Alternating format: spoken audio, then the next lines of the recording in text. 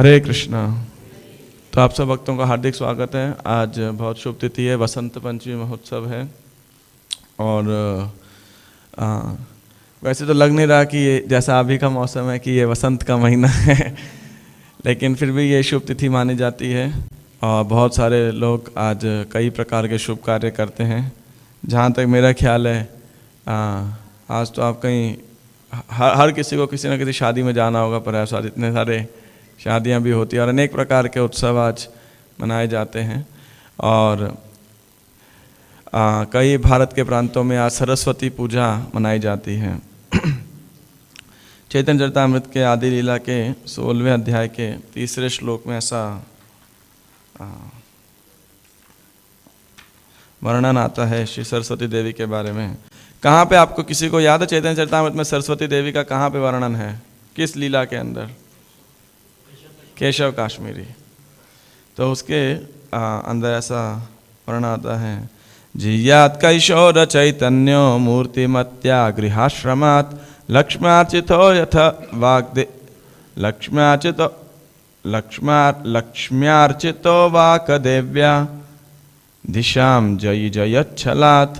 कैशोर अवस्था को प्राप्त श्री चैतन्य महाप्रभु दीर्घ जीवियों लक्ष्मी तथा सरस्वती दोनों ही उनकी पूजा करती थी। सरस्वती ने विश्व विजयी पंडित पर उनके विजय के लिए उनकी पूजा की, तो लक्ष्मी देवी ने घर में उनकी पूजा की। चूंकि वो दोनों देवियों के पति या स्वामी, अतः मैं उन्हें नमस्कार करता हूँ। तो सरस्वती पूजा भी है आज। और जो लक्ष्मी देवी किसके रूप में आती हैं?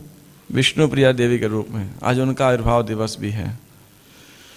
तो और अन्य 4 आचार्यों का है। तो ये एक बड़ा मुश्किल हो जाता है कि किन के विषय में जो है बोला जाए। तो मैं कुछ संक्षेप के अंदर प्रयास करूंगा सबके बिल्कुल सूत्र रूप के अंदर जो सबसे महत्वपूर्ण उनके पॉइंट हो सकते हैं मेरी सीमित बुद्धि के अनुसार, उसमें चर्चा करने का प्रयास करूंगा। सबसे पहले रघुनाथ दास गोस्वामी जो कि हमारे प्रयोजन आचार्य हैं, उनसे हम स्टार्ट करते हैं। रघुनाथ दास गोस्वामी के विषय में काफ़ी विस्तृत वर्णन है श्री चैतन्य चरितामृत के अंदर। रघुनाथ दास गोस्वामी हमारे 6 गोस्वामी हैं, श्री रूप सनातन भट्ट रघुनाथ, श्री जीव गोपाल भट्ट, दास रघुनाथ, ऐछय गोसाई करे चरण बंदन, जहाँ होते विघ्ननाश अभिष्ट पुरन।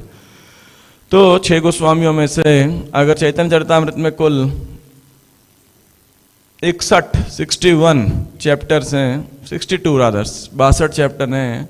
अगर आपसे उस परसेंटेज में निकालेंगे लगभग 7 अध्याय हैं जो श्री सनातन गोस्वामी की लीलाओं पे आधारित हैं। सनातन गोस्वामी, कुछ उसमें रूप गोस्वामी। और उसके बाद यदि किसी व्यक्ति का सबसे अधिक चैतन्य चरितामृत में वर्णन हुआ है, मतलब चैतन्य महाप्रभु के बाद, स्वाभाविक है चैतन्य महाप्रभु तो चैतन्य के महानायक है, लेकिन उसके बाद में सनातन गोस्वामी के साथ में जो लीलाएं हैं उसमें बहुत विस्तृत अध्याय की संख्या के हिसाब से देखा जाए तो। और उसके बाद रूप गोस्वामी और रघुनाथ दास गोस्वामी। अगर आप प्यार भी कैलकुलेट करेंगे तो रघुनाथ दास गोस्वामी के जो चैप्टर हैं मध्य लीला में और अंत्य लीला के अंदर बहुत बड़े चैप्टर हैं और उनके पूरे जीवन के विषय में कविराज गोस्वामी ने वर्णन किया है। और इन 2 श्लोकों के अंदर कवि कर्णपुर जो है रघुनाथ दास गोस्वामी के विषय में लिख रहे हैं चैतन्य चंद्रोदय नाटक के अंदर। तो मैंने सोचा कि ये उनका एक प्रकार का प्रणाम मंत्र हो सकता है, तो ये आप मेरे पीछे दोहरा सकते हो। आचार्य यदुनंदन सुमधुर श्री वासुदेव प्रियस,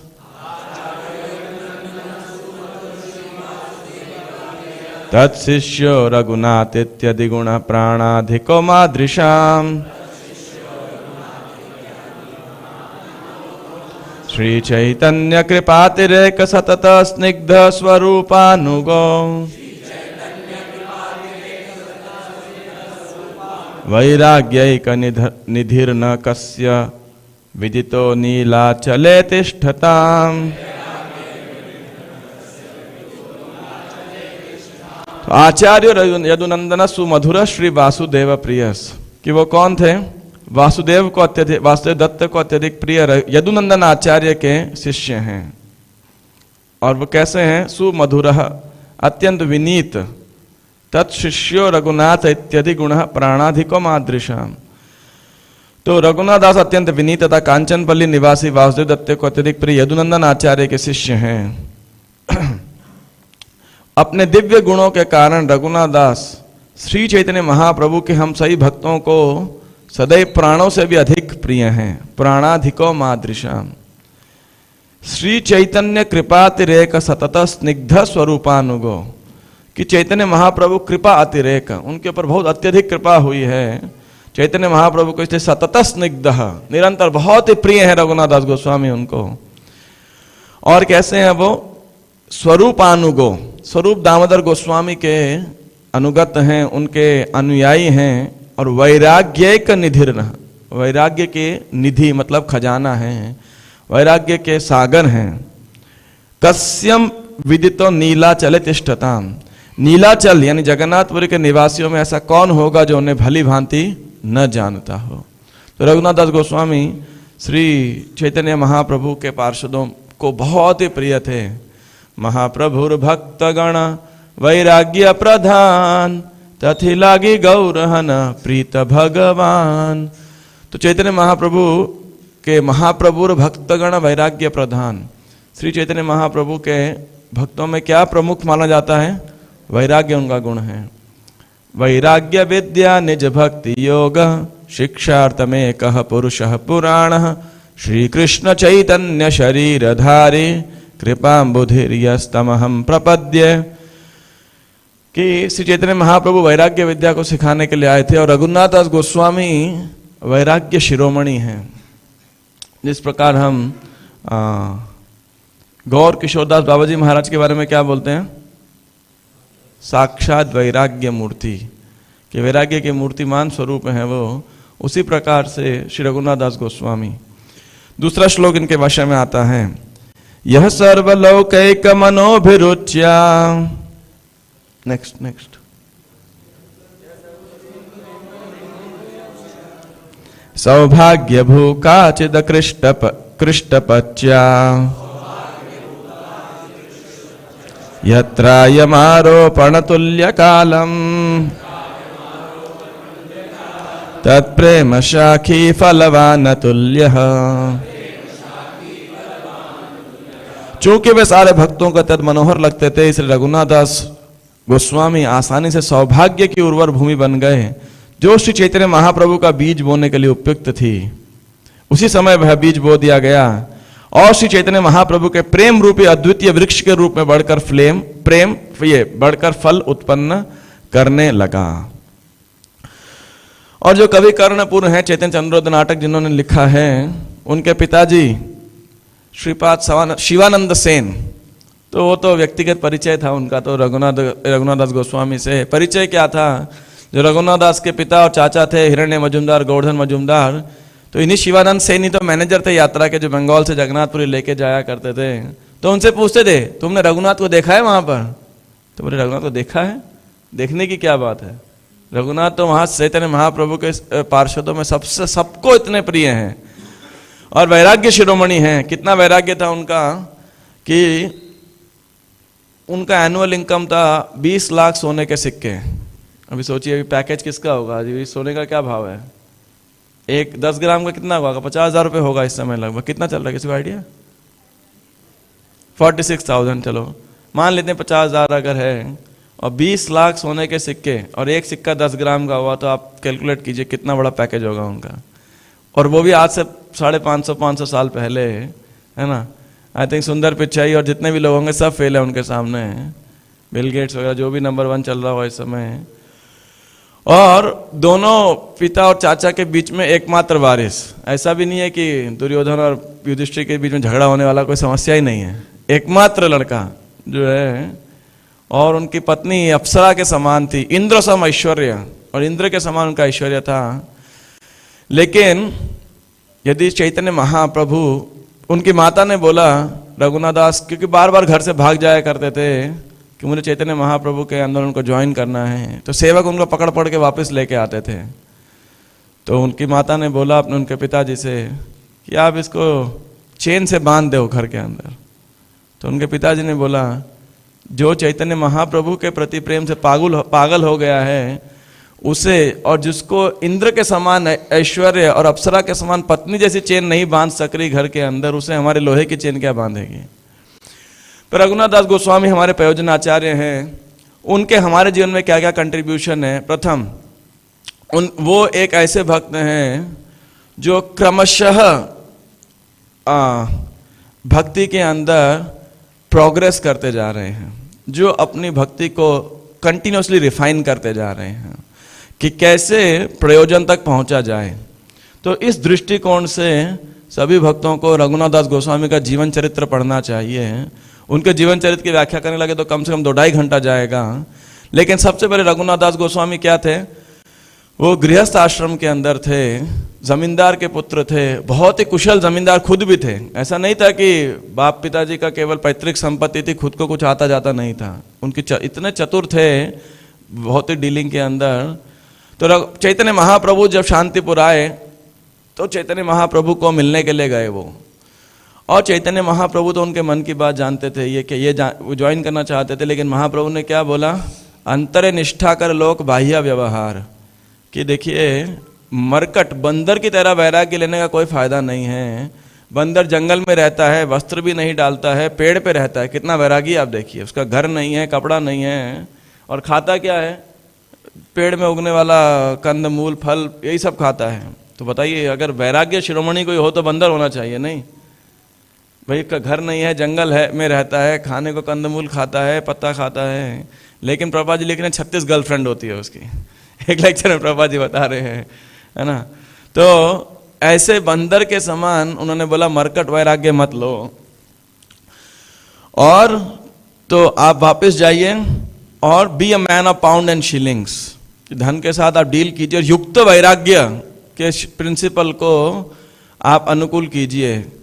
अंतरे निष्ठा कर लोक बाह्य व्यवहार, हृदय के अंदर आप राधा कृष्ण का भजन करो और बाह्य रूप से आप भौतिक जगत में डीलिंग करो, बिल्कुल अनासक्त होकर। ये असली सन्यास है।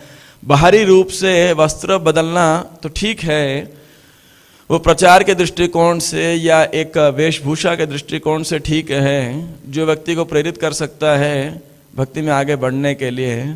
लेकिन महाप्रभु ने रघुनाथ दास गोस्वामी को करेक्ट किया कि नहीं, आप वेशभूषा में मत जाइए, आप हृदय के अंदर पहले वैराग्य को जागृत कीजिए। और तो फिर इस विषय में उनकी वर्णना आती है। फिर नेक्स्ट स्टेज क्या हुआ? नित्यानंद प्रभु आते हैं पानीहाटी,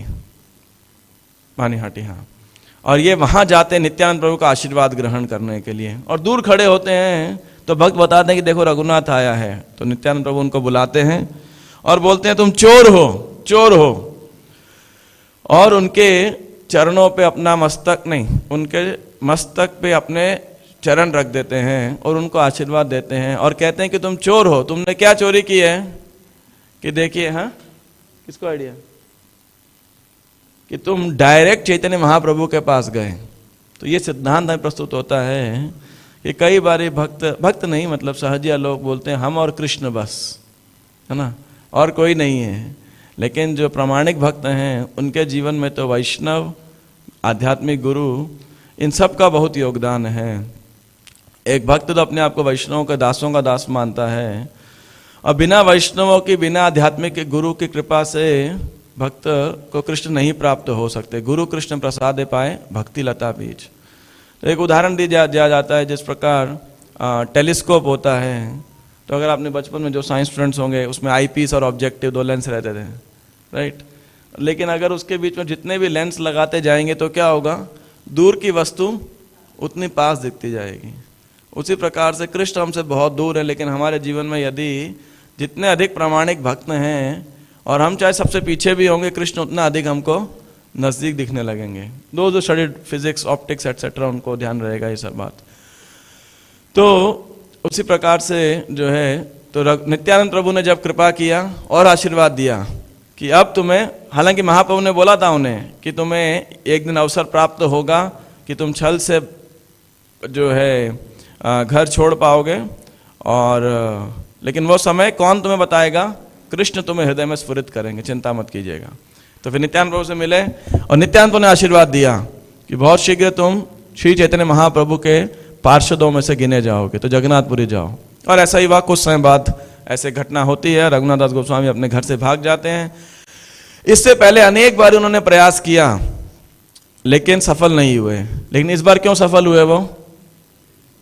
क्योंकि श्री चैतन्य महाप्रभु नित्यानंद प्रभु की दोनों की कृपा थी उनके ऊपर। इसलिए मैं जो भी भक्त ज्वाइन करना चाहते हैं उनके हृदय में बहुत कभी विडंबना होती है, कैसे ज्वाइन करें, ये है वो है, तो मैं उनको बोलता हूँ कोई भौतिक तालीम नहीं चलने वाली, यहाँ पे कैलकुलेशन नहीं चलने वाली। एकमात्र चीज अगर जो चल सकती है वो है वैष्णवों और श्री चैतन्य महाप्रभु की कृपा। जब तक कृपा नहीं होगी, कितना भी भौतिक अरेंजमेंट कोई कर ले, सफल नहीं होने वाला है। कई बार कुछ गृहस्थ भक्त भी 50 की उम्र होने के लिए आती है तो रिटायर होना चाहते हैं, कई बार बोलते हैं प्रभु जी हम ज्वाइन सेवा करना चाहते हैं। तो एक दो भक्तों से मेरा पाला पड़ा, मैंने बोला भाई आप कितना टाइम से बोल रहे हो, 1 साल हो गया, 2 साल हो गया, आ ही नहीं रहे। बस प्रभु जी बेटे की शादी हो जाए, बस बिजनेस में ये हो गया, अभी नोटबंदी हो गया। तो ऐसे सब भक्तों को जो कि जीवन के अंदर किसी भी पड़ाव के अंदर वैराग्य को ग्रहण करना चाहते हैं और अपने जीवन को रिफाइन करना चाहते हैं गौड़ीय वैष्णव के, उनको हमारे प्रयोजन आचार्य श्रीपाद रघुनाथ दास गोस्वामी के चरण टेनों पर चलना चाहिए। और इतना नहीं, जगन्नाथपुरी चले गए और उसके बाद में मधुकरी करने, उसके बाद में वो क्या करने लगे, वो उनके पास में अपने पिताजी से 2 साल तक पैसा आता रहा। 2 सेवक या 1 सेवक भेजे थे, लेकिन उस पैसे को वो अपने लिए खर्चा नहीं करते थे। वो महीने में 2 दिन श्री चैतन्य महाप्रभु को भोजन के लिए आमंत्रित करते थे और उस पैसे से जगन्नाथ जी का महाप्रसाद खरीद के लाते थे और अन्य अन्य व्यंजन लेके सामग्री लाते थे और सुंदर कुकिंग करते थे। तो ऐसे 2 साल तक यानी 24 महीने तक ये प्रथा चलती रही और श्री चैतन्य महाप्रभु उनके यहाँ प्रसाद पाने आते रहे। बंद कर दिया उसके बाद में इन्होंने इनवाइट करना। तो महाप्रभु ने पूछा स्वरूप दामोदर गोस्वामी से क्या हो गया, अभी रघुनाथ को बुलाना बंद कर दिया? तो उन्होंने बोला कि रघुनाथ को लगता है कि उनके जो पिता और चाचा हैं विषयी हैं, और विषयेर अन्न खाइया मलिन है मन, मलिन मन पावे न हवे कृष्णेर भजन। बोले कि उनके उस विषयों के विषय से जो प्राप्त किया धन है उससे मैं चैतन्य महाप्रभु की सेवा कर रहा हूँ, ये उचित नहीं है। और महाप्रभु क्या बोले, रघुनाथ का विचार बहुत उत्कृष्ट है। तो क्रमशः आप देखिए अपने भक्ति के अंदर कैसे ग्रेजुअल रिफाइननेस लाई जाए, ये हर भक्त को के आंतरिक अवलोकन का विषय है कि ऐसा ना हो कि भक्ति में हम स्टैग्नेंट हो जाएं। क्रमशः अपनी कंडीशनिंग को, अपने बद्धताओं को हम दूर करें और वैष्णव सदाचार इत्यादि के नियमों को पालन करते हुए कृष्ण के प्रिय बने। उसके बाद वो सिंह द्वार पे तो भिक्षा मांगते ही थे, तो रोज महाप्रभु को मिलते थे, सिंह द्वार पे खड़े हैं कुछ। अब देखिए इतना बड़ा धनाढ्य परिवार का व्यक्ति और भीख मांग रहा है वहाँ पर, है ना। तो ये इमेजिन करना भी, कोई मान लो गरीब खानदान से पैदा हुआ और वो भीख मांग रहा है तो समझ भी आता, चलो ठीक है कोई इतनी बड़ी बात नहीं है। लेकिन इतने बड़े घर का लड़का और इतना योग्य होते हुए भी, लेकिन क्यों? क्योंकि उनको भौतिक जीवन में कोई रुचि नहीं है, आसक्ति नहीं है, तो सिर्फ जीवन निर्वाह के लिए। लेकिन कुछ समय बाद उन्होंने वो भी बंद कर दिया। तो इन्होंने पूछा, महाप्रभु ने फिर पूछा स्वरूप दामोदर गोस्वामी से, भाई अब क्या हो गया उसे, सिंहद्वार पे खड़ा नहीं होता? तो उन्होंने बोला कि उनको वो भी उचित नहीं लग रहा है कि वैरागी को तो कृष्ण पर निर्भर रहना चाहिए, यहाँ आने वाले लोगों में निर्भर है। तो महाप्रभु ने बोला बहुत अच्छा है ये भी, क्योंकि भिक्षा मांगते समय क्या लगता है, देखो कल इसने दिया आज भी देगा, कल इसने नहीं दिया था, तो ये एक प्रकार की वेश्यावृत्ति के समान हो जाता है। तो महाप्रभु ने बोला कि वैरागी को अपने स्तर को और बढ़ाना चाहिए कृष्ण पर निर्भरता के। कस्मात् भजन्ति कवयो धनदुर मदान धान। भागवत में सुखदेव गोस्वामी कह रहे हैं कि जो भगवान के किंचन भक्त हैं उनको चापलूसों, धनी व्यक्ति के चापलूसी नहीं करनी चाहिए। उनको भक्त बनाने के लिए कुछ करना पड़े अलग बात है, लेकिन ऐसा नहीं कि अपने निर्वाह के लिए धनी व्यक्ति की हम चापलूसी कर रहे हैं, वह उचित नहीं। जय श्री श्री राधा राधिका रमन की जय, श्री श्री कृष्ण बलराम की जय, जगन्नाथ सुभद्रा माई की जय, गौनिताय की जय। एनीवे ये पीले सब डेकोरेशन से आज के दिन प्रथा है, लोग पीले चावल, पीले वस्त्र इत्यादि, है ना। माताएं सब आज पीली साड़ियाँ डालती है, कपड़े डालते हैं, ऐसा कई जगहों पे प्रथा रहता है। पीले चावल बनाते हैं और कुछ कुछ जो है, खैर आजकल तो ट्रेडिशनल सारी प्रैक्टिस समाप्त तो हो गई है ना। ये एक दुर्भाग्य की विषय है। एनीवे विष्णुप्रिया देवी के बारे में जब वर्णन आता है तो चैतन्य भागवत में ऐसा वर्णन एक चीज़ का करते हैं, वो मैं करूँगा कुछ समय के अंदर। तो रघुनाथ दास गोस्वामी ने, और उसके बाद में रघुनाथ दास गोस्वामी क्या कर रहे हैं, जहाँ पे पूरा सड़ा हुआ अन्न फेंक दिया जाता था, नाली में बहता था और गाय भी उस अन्न को नहीं खाती थी, रघुनाथ दास गोस्वामी अकेले में जा करके उसको वहाँ से उठाते थे, पानी में धोते थे और थोड़ा नमक वमक मिला के और उसको पा लेते थे।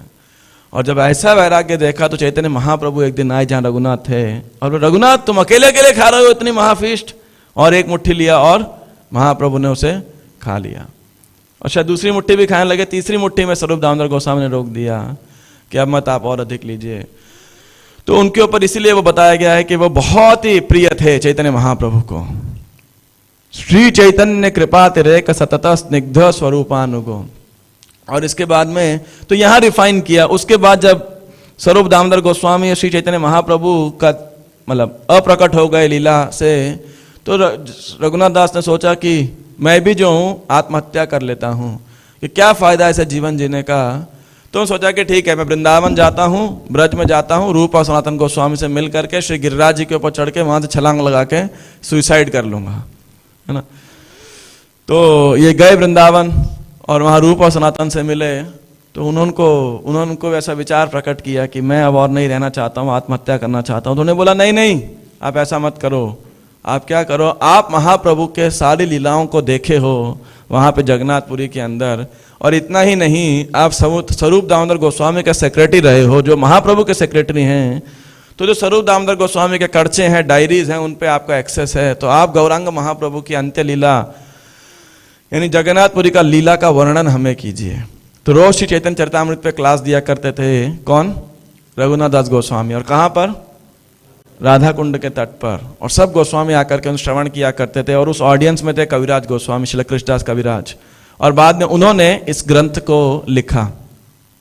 श्री गौरांग गुणानुवर्णन विधो श्रद्धा समृद्ध्यान्वितो पापोताप निकृन्तनौ तनुभृतां गोविंद गानामृतै।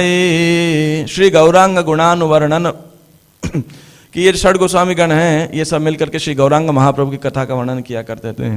और रघुनाथ दास गोस्वामी की कृपा से हमें क्या प्राप्त है आज? श्री चैतन्य चरितामृत, और विशेषकर महाप्रभु के जगन्नाथपुरी की जो लीलाएं हैं। तो रघुनाथ दास गोस्वामी के जीवन से हम सीखते हैं क्रमशः हम भक्ति में कैसे प्रगति करें। श्री रघुनाथ दास गोस्वामी की। और रघुनाथ दास गोस्वामी को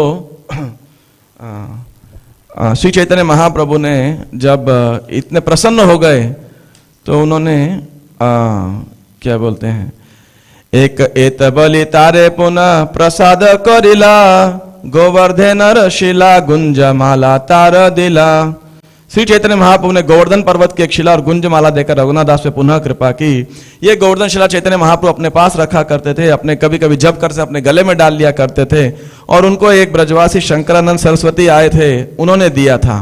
गुंज माला मतलब छोटे शंखों की माला होती है। और महाप्रभु कभी अपने हृदय पे लगाते, कभी अपने माथे से लगाते, कभी आंखों से लगाते, कभी नाक से सूंघते थे। और ऐसा बताया गया है, नेत्र जले से ही शिला भिजे निरंतर शिला रे कहे न प्रभु कृष्ण कलेवर। कि चैतन्य महाप्रभु के अश्रों सदैव भीगी रहती थी वो शिला। और चैतन्य महाप्रभु कहते थे ये शिला साक्षात कृष्ण का शरीर है। तो 3 वर्षों तक महाप्रभु ने इसकी सेवा की। और बाद में ये शिला प्रसन्न होकर किसको दे दी? रघुनाथ दास गोस्वामी को। और वह गुंजमाला भी। और रघुनाथ दास गोस्वामी तो एकदम दिव्य आनंद में आ गए। और महाप्रभु ने बोला कि इस शिला की पूजा कैसे करनी है आपने? आप सिर्फ 1 लोटा पानी और तुलसी वृक्ष की कुछ मंजरियां, 8 मंजरी, 8 दुई दिके दुई पत्र मध्य कोमल मंजरी यही मत अष्ट मंजरी दिव्य श्रद्धा करी। कि आप तुलसी की 8 कोमल मंजरियां चढ़ाओ और उस मंजरी के दोनों साइड 2-2 सॉफ्ट पत्तियां होनी चाहिए, सिर्फ 8। और उसके बाद में थोड़ा सा जल। इससे आप गिरिराज जी की जो है गोवर्धन शिला की उपासना कीजिए। और रघुनाथ दास गोस्वामी दिव्य आनंद में कि चैतन्य महाप्रभु ने शिला दी है, वो हमेशा प्रेमाभिभूत से वशीभूत रहते। और उनको बाद में स्वरूप दामोदर गोस्वामी ने बोला कि ठीक है, तुलसी और जल भी है और आप थोड़ा सा उनको संदेश और मिठाई खाजा वो भी अर्पित करो। तो वो करने लगे। और फिर उसके बाद में वो समझ उनको ऐसा महाप्रभु की आंतरिक समझ आई कि गुंजमाला के द्वारा उन्होंने उन्हें राधा रानी का आश्रय प्रदान किया है और गिरिराज शिला के द्वारा उन्हें गोवर्धन पर्वत का आश्रय प्रदान किया है। इसीलिए रघुनाथ दास गोस्वामी जो है गिरिराज जी के पास जाते हैं और वहाँ पर आत्महत्या का विचार करते हैं। अनंत गुण रघुनाथेर के करिबे लेखा रघुनाथेर नियम ये न पाषाणेर रेखा। भला रघुनाथ दास के असंख्य दिव्य गुणों की गणना कौन कर सकता है? उनके कठोर नियम पत्थर पर लकीर के समान थे। तो एक भक्त का डिटर्मिनेशन इस प्रकार का होना चाहिए कि कृष्ण भावनामृत में जो नियम हमारे हैं वो कैसे होने चाहिए, पाषाणेर रेखा, पत्थर पे लकीर के समान। ये नहीं कि इंद्रिय विषय को सामने आया, सुविधा प्राप्त हुई तो फिसल गए, थोड़ी तकलीफ आई तो फिसल गए, है ना, तो कॉम्प्रोमाइज कर लिया। लेकिन भक्त को बहुत डिटरमाइंड होना चाहिए, उत्साहात निश्चयात धैर्यान। श्रीपाद रघुनाथ दास गोस्वामी की। ऐसे तो आप लोग थक गए लग रहा है। श्री रघुनाथ दास गोस्वामी की। तो रघुनाथ दास गोस्वामी के विषय में वर्णन आता है, बहुत संक्षेप में मैंने किया और बहुत विस्तृत वर्णन कविराज गोस्वामी ने किया है इनके बारे में। इसके बाद दूसरा विषय है पुंडरीक विद्यानिधि। पुंडरीक विद्यानिधि बड़ शाखा जानी, जार नाम लैया प्रभु कांदिला अपनी। बड़ शाखा गदाधर पंडित गोसाई, ते हो लक्ष्मी रूपा तार सम के हो नाई। तो ये जो पुंडरीक विद्यानिधि थे, इनको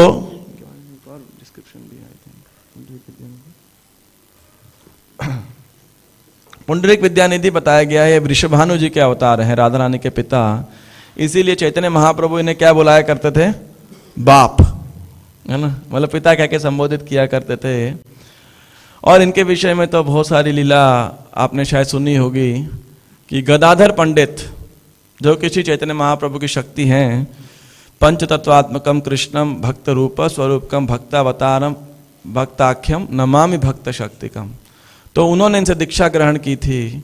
तो मुकुंद के साथ ये आए थे एक बारी और उन्होंने बोला एक महान वैष्णव से आपको मिलाता हूँ। और पुंडरीक विद्यानिधि तो एक झूले पे बैठे हुए थे, सिल्क के कपड़े डाले हुए थे और सेवक उनके मोरपंख चांवर कर रहे थे, मुंह में पान चबा रहे थे। तो उनको लगा भाई ये कैसे वैष्णव है ना। एक तरफ वैराग्य शिरोमणि रघुनाथ दास गोस्वामी आप देखिए आज के दिन, और ये तो पूरे विषय पुंडरीक विद्यानिधि ऐसे लगते थे।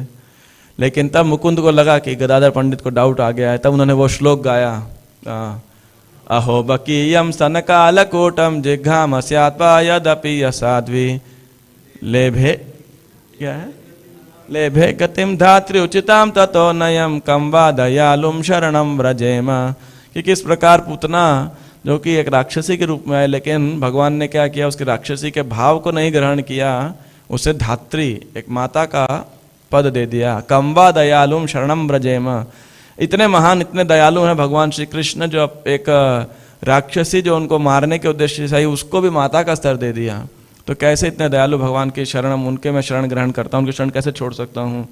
तो जैसे ही ऐसे बोला पुंडरीक विद्यानिधि तो एकदम भावावेश में आ गए, अपने वस्त्र फाड़ने लगे, झूले से गिर गए और 6-8 घंटा जो है वो आंतरिक चेतना में रहे, कृष्ण कृष्ण बोल रहे हैं। तो गदाधर पंडित समझ आ गया बहुत बड़ा अपराध किया है और उन्होंने उनसे दीक्षा ग्रहण की बाद में। तो ऐसे बताया गया, पुंडरीक विद्यानिधि बड़ शाखा जानी, जार नाम लैया प्रभु कांदिला अपनी। पुंडरीक विद्यानिधि इतनी बड़ी शाखा थे जो चैतन्य महाप्रभु को इतने प्रिय थे कि कभी कभी उनके अनुपस्थिति में महाप्रभु स्वयं रो पड़ते थे। तो यह है आदि लीला अध्याय 10 श्लोक संख्या 14। इसमें पुंडरीक विद्यानिधि के बारे में प्रभुपाद जी ने भक्ति सिद्धांत ठाकुर को कोट करते हुए पूरा उनके विषय में बहुत संक्षेप में प्रभुपाद जी ने भी वर्णन किया है कि उनका स्वरूप क्या था, वो माता पिता कौन थे उनके, कहाँ उनका जन्म हुआ था, और जो है तो वो सब डिस्क्रिप्शन भी है। और चैतन्य महाप्रभु पुंडरीक विद्यानिधि को पिता कहते थे और उन्हें प्रेम निधि की उपाधि दी थी। और गदाधर पंडित के गुरु और बाद में स्वरूप दामोदर के वो घनिष्ठ मित्र बने। एक और लीला आप सबने सुनी होगी, ओड़न षष्ठी के दिन 2 महीना पहले करीब जगन्नाथपुरी में लीला होती है कि जगन्नाथ जी को ऊनी वस्त्र पहनाए जाते हैं। तो विद्यानिधि ने देखा कि पुजारी उनको वस्त्र पहना रहा है, लेकिन वस्त्र में से जो मांड है, स्टार्च है, वो निकाला नहीं, धोया नहीं, ऐसे ही पहना दिया। तो उनको लगा ये पुजारी जो है गलती कर रहा है। तो ऐसे विचार किया, किसी को बोला नहीं, रात को आके सो गए। और जगन्नाथ और बलराम जो है दोनों, जगन्नाथ परेन तथा माड़ू या वसन, देखिया सघृण हैल विद्यानिधिर मन। सेई रात्रे जगन्नाथ बलाई आसिया, दुई भाई चढ़ान तारे हासिया हासिया। गाल फूले लाचार्य अंतरे उल्लास, विस्तारी वर्णिया छेन वृंदावन दास। तो उनका मन ऐसे घृणा से भर गया। रात में जगन्नाथ और बलराम सपने में आए और दोनों भाई उसके कंधे पर चढ़ के दोनों तरफ एक एक थप्पड़ लगाए, उनके बहुत मारते रहे। और इतने थप्पड़ लगाए कि उनके गाल सूज गए पूरे। पर विद्यानिधि अत्यंत से बहुत आनंदित थे। जगन्नाथ जी का थप्पड़ किसी को प्राप्त हो, आप सोचिए बलराम जी का थप्पड़ प्राप्त हो, आप में से कितने भक्त ऐसा चाहेंगे, है ना? कम भक्त चाहेंगे लग रहा है ना? लेकिन वैष्णव उनके भक्तों में अपराध मत कीजिएगा, जिससे भगवान नाराज हो जाएं। वही कहने का अर्थ है, इस घटना का विस्तृत से वर्णन किया किसने? वृंदावन ठाकुर ने। चैतन्य भागवत का जो अंतिम अध्याय है, शेष खंड का अंतिम अध्याय, उसमें बहुत विस्तार से वर्णन हुआ है ना? तो ये संक्षेप में कविराज गोस्वामी ने वर्णन किया, संक्षेप में मैंने वर्णन किया है।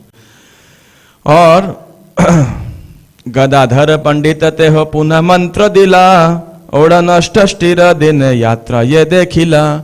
और गदाधर पंडित एक बार चैतन्य महाप्रभु के पास आते हैं और बोले कि जो मेरे को मंत्र प्राप्त हुआ था ये पुंडरीक विद्यानिधि से, वो मैं भूल गया हूँ, मेरी स्मृति से बाहर चला गया है, तो कृपया आप मुझे मंत्र दोबारा दे दें। तो महाप्रभु ने बोला, क्योंकि अभी उस दिनों तो फ्लाइट होता नहीं था, ईमेल से होता नहीं था, तो महाप्रभु ने बोला चिंता मत करो, ये उचित नहीं है कि विद्यानिधि तुम्हारे प्रामाणिक गुरु हैं तो उनकी प्रेजेंस में मैं तुम्हें मंत्र दूं, ये उचित नहीं है। तो अभी कुछ दिनों में विद्यानिधि दोबारा आने वाले हैं यहाँ पर, और उस समय आप उनसे दोबारा मंत्र प्राप्त कीजिएगा। तो अर्थात कई बार ऐसा सिद्धांत हो जाता है, प्रामाणिक गुरु के रहते हुए, प्रामाणिक गुरु के प्रामाणिक अवस्था में रहते हुए कुछ लोगों के मन में ऐसे विचार आता है कि अब शायद इनसे बड़े गुरु हम धारण कर लें। तो ये बहुत बड़ा अपराध है, ऐसा गलती नहीं करना चाहिए। और ये बात चैतन्य महाप्रभु ने इस मर्यादा का यहाँ पे पालन किया। तो इस प्रकार पुंडरीक विद्यानिधि के बारे में, पुंडरीक विद्यानिधि में एक और वर्णन आता है, उनसे हम क्या सीख सकते हैं? हालांकि वो बाहर से लग सकता है बहुत विषयी हैं, लेकिन आंतरिक रूप से वो महान भक्त हैं। इतने महान है कि जो गदाधर पंडित को दीक्षा दे सके। आप सोचिए, गदाधर पंडित राधा रानी के अवतार हैं, वैसे अब ऋषभ भानु महाराज के अवतार हैं, लेकिन उनके जीवन चरित्र से भगवान से संबंधित जो भी वस्तु है उनको आदर कैसे किया जाए, ये उनके जीवन में दिखाई पड़ता था। वो तो गंगा के पास जाने में उसमें स्नान भी नहीं करते थे। हम लोग तो गंगा में सब स्नान वान करते हैं, वो सिर्फ उसका जल लेकर के आचमन किया करते थे। कहते हैं कि भगवान का चरणामृत है, इसमें मैं कैसे पैर डालूं। और वो देखते थे कभी कभी धोबी लोग वहाँ कपड़ा कूट रहे हैं और कुछ कार्य कर रहे हैं, तो उनको बहुत दुख लगता था कि ये गंगा का अपमान है। तो ये भी उनके बारे में, जब भी हम लोग स्नान करने जाते हैं गंगा वगैरह में, तो मैंने कई बार वरिष्ठ भक्तों से ये बात सुनी है, लेकिन फिर भी फॉलो करना बहुत मुश्किल होता है, क्योंकि जब जल में जाते हैं तो फिर हमें दूसरा रेफरेंस आता है कि चैतन्य महाप्रभु अपने सही पार्षदों के साथ जल क्रीड़ा किया करते थे। तो ऐसे किसी एक भक्त हमको मिले थे, अभी हम मानसरोवर गए थे, तो हमने कहा, वो भी अच्छे स्विमर थे, तो हमने चलो स्विमिंग करने चलते हैं। तो वो बोला कि क्या है ना प्रभु जी, मैं अभी किसी होली तीर्थ में स्नान तो करता हूँ, लेकिन ऐसा स्विमिंग करने से बहुत डर लगता है। डर क्यों लगता है कि मैं ना बहुत भक्तों सुना हूँ, तो वही संस्कार मेरे जीवन में छपा है कि ये बहुत ही पवित्र स्थान है, यहाँ बहुत आदर के साथ रहना चाहिए। मैंने कहा ठीक है, आप आदर के साथ रहो और मैं थोड़ा आगे जाता हूँ। तो एनी हाउ, पर पुंडरीक विद्यानिधि से हम ये बात सीख सकते हैं, ये अच्छी भावना है जो हमें भक्ति में हमें बनाए रखनी चाहिए। श्रीपाद पुंडरीक विद्यानिधि की जय। फिर अगला वर्णन आता है रघुनंदन ठाकुर का।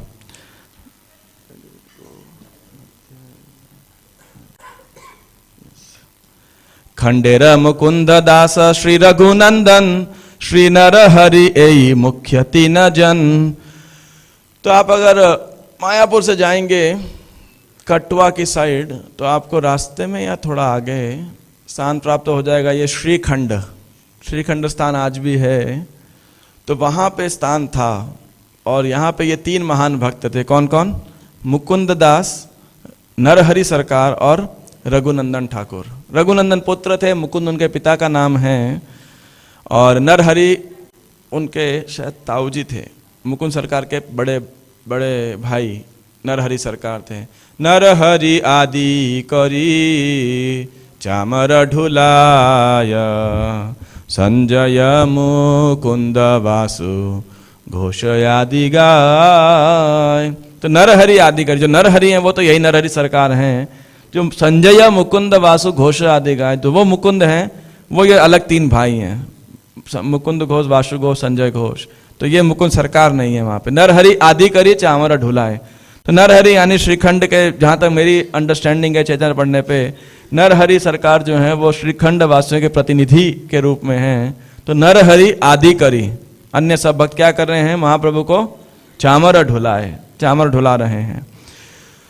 तो ये श्री रघुनंदन ठाकुर के विषय में आप जानते होंगे, 5 वर्ष के लड़के थे। इनके पिताजी मुकुंद सरकार जो है वैद्य थे, राजवैद्य थे। तो एक बार राजा ने बुलाया उनको, किसी फिजिशियन थे, लेकिन थे महान भक्त और गोपीनाथ जी की सेवा किया करते थे। एक बारी किसी काम से जाना था तो उन्होंने बोला कि लड़के को, मुकुंद को, ये रघुनंदन को बोला कि तुम भगवान को जैसे सही प्रकार से भोग लगाना और सब पूजा इत्यादि करना। तो वो सब सामग्री लेके आया और अब भोग लगाने की बारी आई तो कुछ मंत्र तो याद नहीं है, मुद्रा वगैरह क्या करना है भगवान को।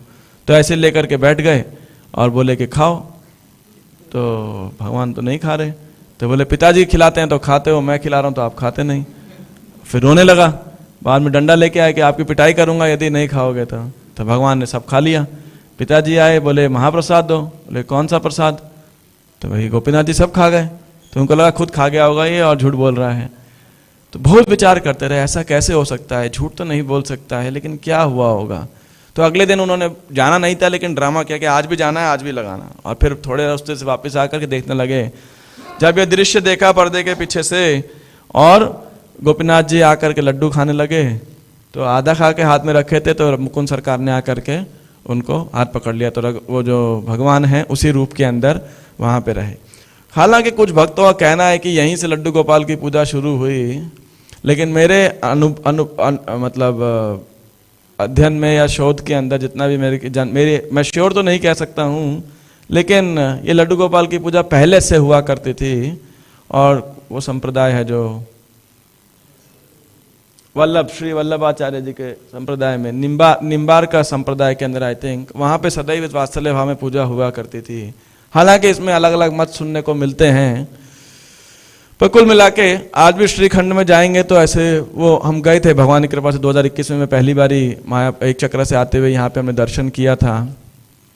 तो लेकिन फिर भी सही से वो विग्रह के अभी मुझे दर्शन याद नहीं है कैसे थे, लेकिन वहाँ इसी प्रकार के दर्शन हैं और कन्फ्यूजन होता है कि ये वाली मूर्ति हैं या दूसरी मूर्ति हैं।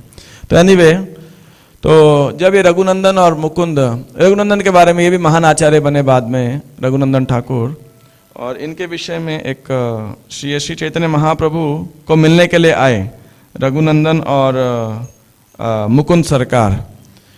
तो मुकुंद दासे रे पूछे शचिर नंदन, तुम्हें पिता पुत्र तोमार श्री रघुनंदन, कि बा रघुनंदन पिता तुम्हें तारतनय, निश्चय करिया कह जाओ का संशय।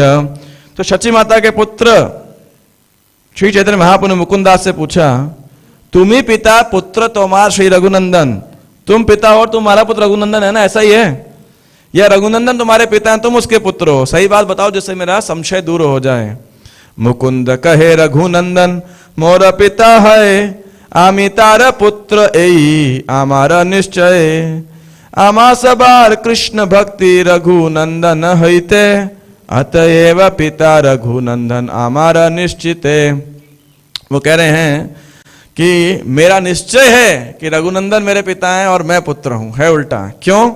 क्योंकि रघुनंदन के कारण हम सबको कृष्ण भक्ति प्राप्त हुई है, इसीलिए मेरे विचार में वही मेरे पिता हैं। और महाप्रभु क्या कह रहे हैं? सुनी हर्ष कहे प्रभु कहिले निश्चय, जहां है कृष्ण भक्ति से ही गुरु है।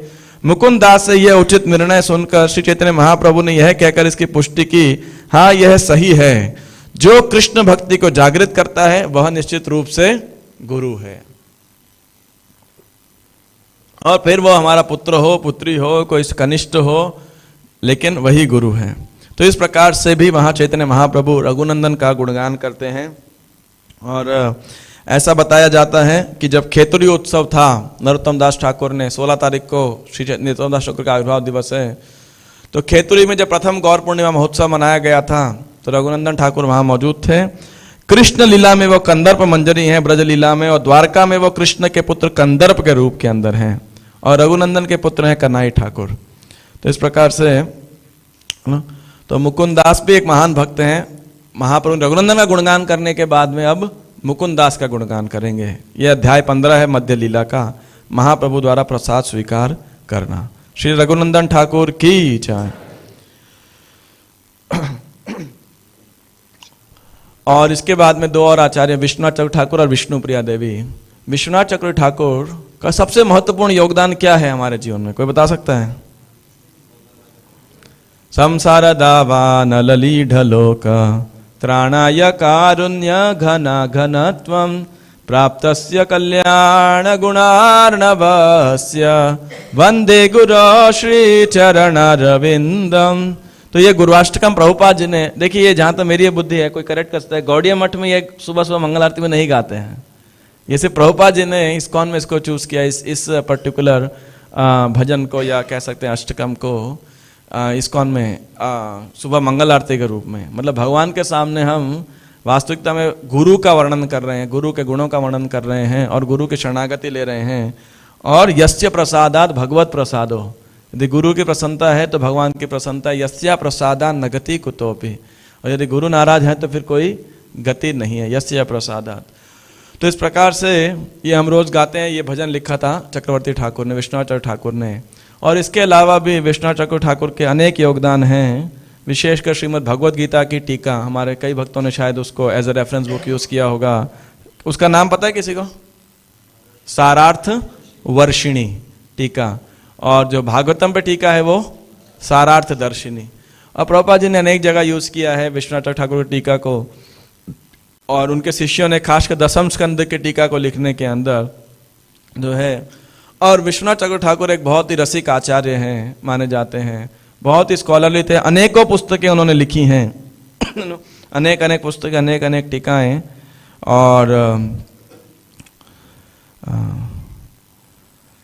और चक्रवर्ती ठाकुर ने भी ऐसा बताया है कि जहाँ राधा कुंड में कृष्णदास कविराज गोस्वामी की भजन कुटीर थी, वहीं पर ही उन्होंने भी निवास किया था। और श्री मुकुंद दास, अब ये मुकुंद दास तो नहीं लगते हैं जो कि रघुनंदन के पिताजी हैं, कोई और मुकुंद दास होंगे, उनके साथ रहते थे। और वहाँ पे उन्होंने गोस्वामियों के सभी ग्रंथों को, उनके पत्रों को, उनकी टीकाओं को, उनकी पुस्तकों को, उनके लेखनी को बहुत गहराई से पढ़ा। और उसके बाद में उन्होंने जो है अनेक पुस्तकें लिखी। तो विश्वनाथ चक्रवर्ती ठाकुर का बहुत महत्वपूर्ण योगदान है। और एक और योगदान है, क्या योगदान है कोई बता सकता है? उन्हीं की सारार्थ वर्षिणी टीका में जब ये श्लोक आया था, व्यवसायात्मिका बुद्धिर एके हकुरु नंदना बहुशाखाय नान्तश्च बुद्धयो व्यवसायिनाम।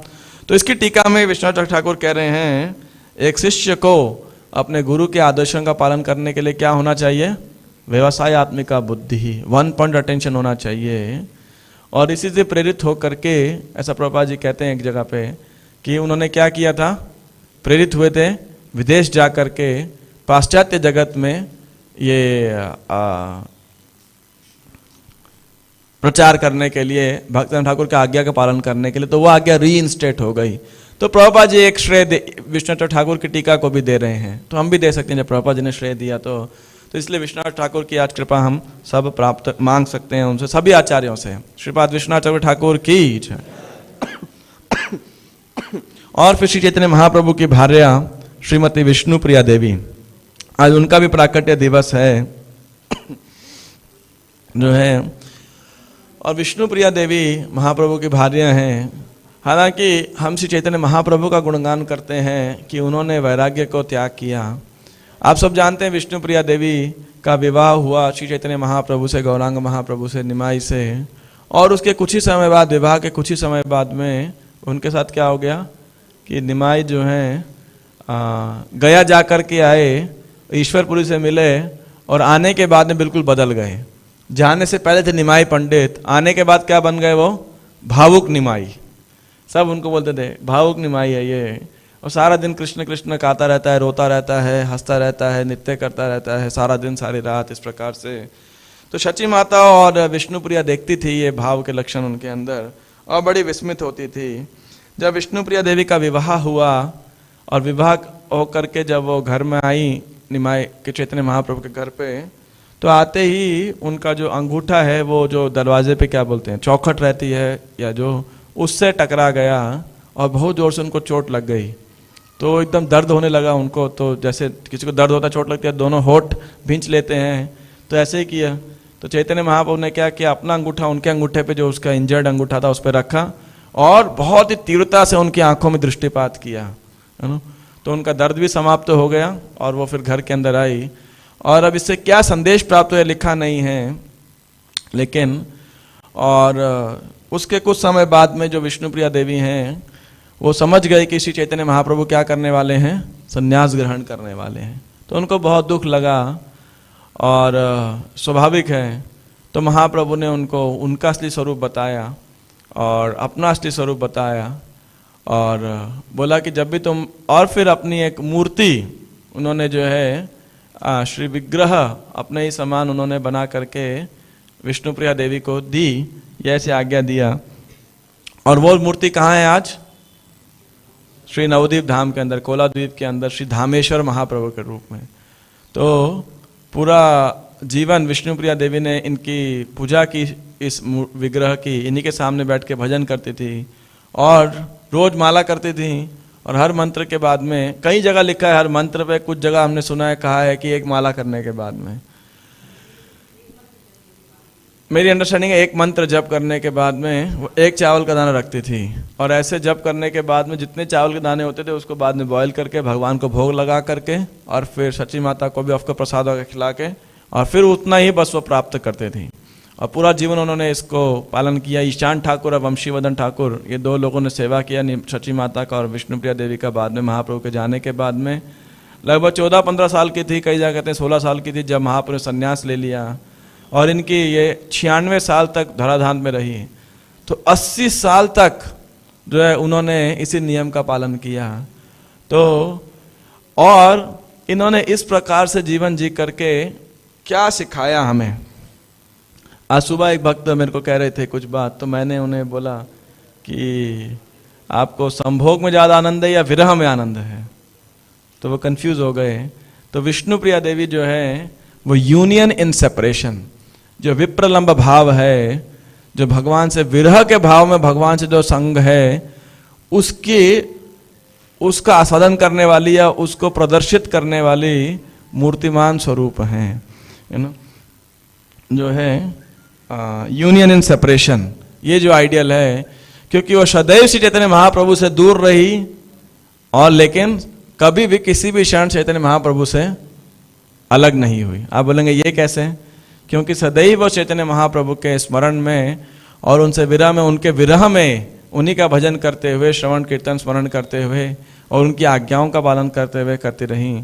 तो इसलिए गौड़ियों का भाव ये नहीं है, गौड़ीय वैष्णवों का, कि हम सदा कृष्ण के साथ रहें, कृष्ण के फिजिकल चिपक करके रहें। वरन क्या भाव है कि हम कृष्ण के संदेश का, कृष्ण की आज्ञा का पालन करें और इस प्रकार उस आज्ञा के द्वारा, वाणी सेवा के द्वारा हम कृष्ण, आध्यात्मिक गुरु और चैतन्य महाप्रभु का संग प्राप्त कर सकें।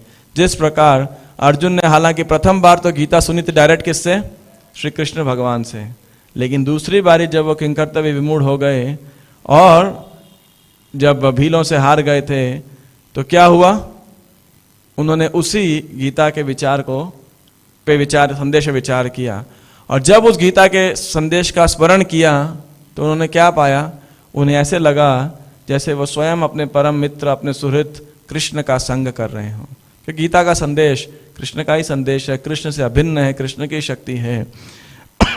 तो इस प्रकार से जब कोई भक्त या शिष्य कृष्ण की आज्ञा पालन करता है वह कृष्ण के ही साथ है, कृष्णदेव उसके साथ रहते हैं।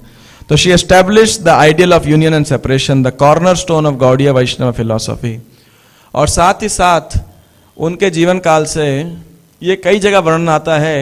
हालांकि मैंने इस पर पूरी तरह से अभी, और मैं किन्हीं से प्रश्न पूछूंगा, विचार करूंगा विष्णुप्रिया देवी के विषय में, तो लेकिन उनके बारे में मैंने कई बार सुना है कि उनके इस जीवन से, उनकी इस जीवन शैली से, उनके इस भावना से कई लोग जो बंगाल में चैतन्य महाप्रभु के एंटागोनिस्टिक थे, यानी नेगेटिव थे, उनके प्रति ईर्ष्यालु थे। अभी सोचिए, भगवान स्वयं आके उनके भी लोग ईर्ष्यालु हैं, तो हम किस खेत की मूली हैं, है ना।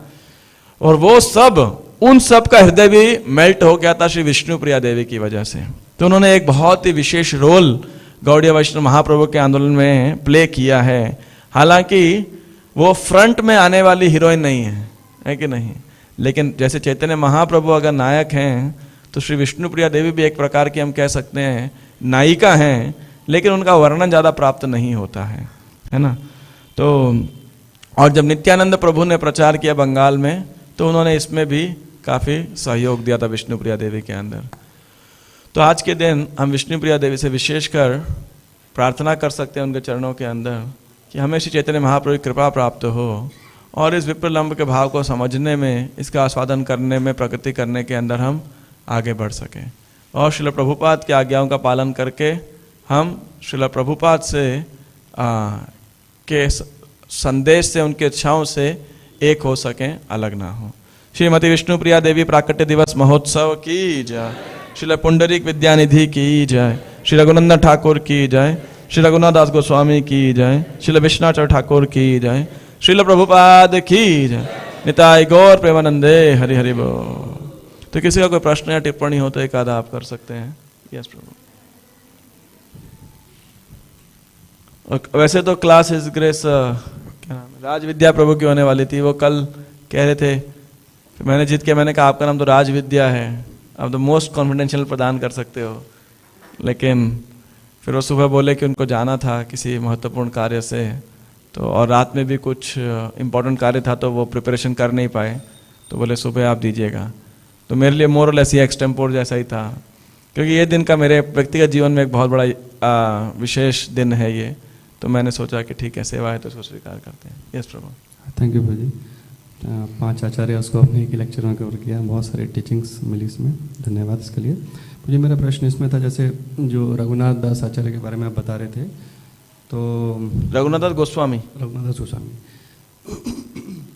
तो उसमें जब महाप्रभु उनको गोवर्धन शिला देते हैं, तो महाप्रभु खुद तो गोवर्धन पे नहीं जाते हैं कभी भी, वो प्रणाम ही करते हैं, हरिदास वर्य बोलते हैं। लेकिन उसमें जब रघुनाथ दास गोस्वामी ऐसा विचार करते हैं कि मैं ऊपर क्लाइम करूँगा और वहाँ से सुसाइड करूँगा, तो एक तो क्लाइम करना मतलब जो हमारे उनसे पूर्ववर्ती जो उनके गुरु हैं वो नहीं कर रहे हैं, एक तो ये मेरा प्रश्न था। दूसरा ये था कि पूछिए, जैसे हम उनके में छोटा हरिदास ठाकुर के में भी देखते हैं और रघुनाथ दास गोस्वामी के, तो ये इतने उन्नत भक्त हैं जिनको हम अभी तक फॉलो करें, और ये सुसाइड जैसा थॉट लेकर आ रहे हैं, तो इसको कैसे समझें। दूसरा प्रश्न पूछिए एक और है, स्वरूप दामोदर ने जैसे ऐड किया था उसमें कि संदेश और खाजा भी दे सकते हैं, तो जबकि महाप्रभु डायरेक्ट उनको ऑर्डर दे रहे हैं कि आप वाटर और तुलसी लीव्स ऑफर कर सकते हैं, तो उसके बाद में एडिशन कैसे। पहला प्रश्न तो अब देखिए, कभी कभी जब भक्त भावुकता में होता है ना, देखिए भक्ति का अर्थ ये नहीं है कि हमारे को भावना नहीं रहेगी, तो और जब व्यक्ति में कोई भावना होती है तो कभी कभी लॉजिक नहीं चलता है, वहाँ पे सिद्धांत नहीं चलता है। तो रघुनाथ दास गोस्वामी का जो ये आत्महत्या का विचार और खास गिरिराज पे चढ़ के आत्महत्या का विचार, ये दोनों को हम उनके अंतरंग भावनाओं को के अंदर जो उथल पुथल चल रही है उस प्रकार समझ सकते हैं ना, ऐसा है। जैसे सनातन गोस्वामी के मन में विचार आया, देखिए हमारे संबंध आचार्य प्रयोजन आचार्य दोनों आत्महत्या का विचार कर रहे हैं। सनातन गोस्वामी थोड़े जगन्नाथ जी के रथ के नीचे जा करके, तो ये आत्महत्या के विचार को कैसे समझा जाए, इसको समझना चाहिए भक्त की नम्रता सनातन गोस्वामी के विषय के अंदर, क्योंकि महाप्रभु प्रतिदिन उनका आलिंगन किया करते थे और उनके शरीर में पस और रक्त सब निकलता रहता था। तो बोले कि मेरी वजह से महाप्रभु को तकलीफ होती है इतनी, तो इसीलिए मैं शरीर त्याग देता हूँ। ये शरीर तो वैसे भी इतना यूजलेस है, तो वो अपने आप को बिल्कुल महत्वहीन समझते थे, तो इसीलिए उन्होंने छोड़ने का विचार किया। लेकिन महाप्रभु ने करेक्ट किया, वहाँ के क्या करेक्शन किया कि तुम भी चोर हो, जब दीक्षा लिए तो तुम, ये तुम्हारा शरीर मेरी संपत्ति है, तुम दूसरे की संपत्ति नष्ट करने का कैसे सोच सकते हो। और रघुनाथ दास गोस्वामी इतने विरह में जो है, विरह का जो 10 स्टेज बताया गया चैतन्य चरितामृत में कविराज गोस्वामी के द्वारा, या भाव महाभाव का, और उसका 10वां स्टेज जानते हैं क्या है, मृत्यु, है ना। तो राधा रानी कहती हैं कि मुझे तो कृष्ण के प्रति कोई प्रेम ही नहीं है। चैतन्य महाप्रभु ऐसा कहते थे, क्योंकि यदि प्रेम होता तो मैं इस शरीर में रह ही नहीं पाती, इस शरीर को हैंडल ही नहीं, ये शरीर उस प्रेम को हैंडल ही नहीं कर पाता, है कि नहीं। तो इसीलिए भी भक्त जब कभी कभी विरह में ऐसे होते हैं, तो जिस प्रकार नरोत्तम दास ठाकुर भी लिख रहे हैं, पाषाणे कुटीबो माथा अनले पाशिबो गौरांगा गुणेरा निधि कोथा गेले पाबो। और उनके मन में विचार रहता है कि यहाँ भक्तों के बिना रहने का क्या फायदा है, आत्महत्या कर लेंगे तो उन्हीं के पास जाकर के जहाँ वो लीला करें वहीं प्रवेश कर जाएंगे। तो इस आत्मीयता के अंदर उनके अंदर ऐसा विचार आता है। और रही बात वो गोवर्धन शिला में सुसाइड करते हैं तो बस उनकी इसी भावना को कह सकते हैं कि अलग अलग प्रकार के जो विचार चलते हैं, इसको ज़्यादा लॉजिक के दृष्टि से नहीं देखना चाहिए, क्योंकि समझ नहीं आएगा कि वो कोई गलत कर रहे हैं या कुछ कर रहे हैं, अपनी भावना के अंदर है ना। और तो आत्महत्या का विचार भी और ये। और छोटा हरिदास के विषय में तो पूरा डिस्क्रिप्शन नहीं है कि क्यों उन्होंने जाके प्रयाग में सुसाइड किया, लेकिन कभी महाप्रभु को रिजेक्ट बाह्य रूप से किया सिखाने के लिए, लेकिन आंतरिक रूप से कहीं नहीं किया। गंधर्व रूप में तो आज भी चैतन्य महाप्रभु के लिए गाते थे, वो गाते हैं। और तो जब गोवर्धन शिला की पूजा कर चुके तो महाप्रभु ने बोला उत्कृष्ट पूजा है। अब यहाँ कविराज गोस्वामी ने कोई ऐसा रीजन तो नहीं लिखा है कि क्यों स्वरूप दामोदर गोस्वामी ने कहा, लेकिन ये 2 श्लोक ऐसा लिखा है। अष्ट कौड़िर खाजा संदेश कर समर्पण श्रद्धा करी दिले से अमृतेर सम तबे अष्ट कौड़िर खाजा करे समर्पण स्वरूप आज्ञाय गोविंद ताहा करे समाधान। इस गोवर्धन शिला को 8 कौड़ियों के मूल्य की सर्वोत्तम खाजा तथा संदेश मिठाइयाँ अर्पित करो। यदि तुम श्रद्धा तथा प्रेम से अर्पित करोगे तो वे अमृत तुल्य बन जाएंगी। तो खाजा नाम की कीमती मिठाई का भोग लगाने लगे और स्वरूप दामोदर की आज्ञा अनुसार गोविंद ला करके उन्हें दिया करते थे। तो ऐसा क्यों किया, ऐसा वर्णन कहीं नहीं है, तो मैं भी स्पेकुलेट नहीं करना चाहता इस विषय के ऊपर कि ऐसा क्यों किया होगा। लेकिन फिर भी एक प्रथा हमें देखने को मिलती है कि भक्त भगवान को सेवा करते समय उसका यही विचार रहता है कि कैसे और अधिक से अधिक सेवा की जाए भगवान की, है ना। कैसे और अन्य अन्य जो जो भगवान को प्रिय वस्तुएं हैं, कैसे उसकी सुविधा क्रिएट की जाए कि वो भगवान को प्राप्त हो, है ना। तो इसी दृष्टिकोण से उन्होंने बताया होगा। तो भक्त कभी भगवान की सेवा कर संतुष्ट नहीं होता, हाँ मैंने बहुत कर लिया, है कि नहीं।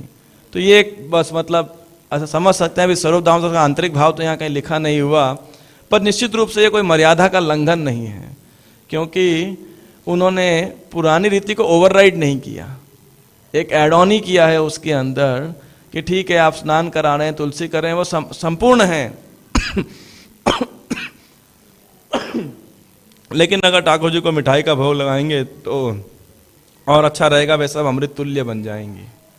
तो इतना ही मेरी समझ में आता है ना, कि नैवेद्य जब ठाकुर जी को अर्पित करेंगे तो संतुष्ट होंगे। जय श्री प्रभुपाद की जय। निताय गौर प्रेमानंदे हरि हरि बोल।